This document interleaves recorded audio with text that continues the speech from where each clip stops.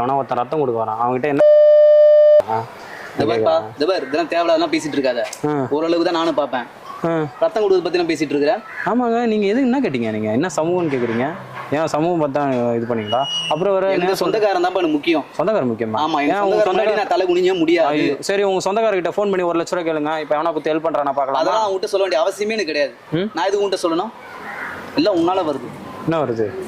யார் யாரையும் போறவங்க கூட்டு வந்து வச்சு நிற்க வச்சு பேச வச்சுட்டு இருக்க பத்தியா? வேணும், இதுவும் வேணும், இன்னும் வேணும். உங்க பொண்ணு உங்க மேல வச்சுக்கிற மரியாதையில் தான் அவங்க அப்பா கிட்ட கூப்பிட்டு பேசுன்னு சொன்னாங்க.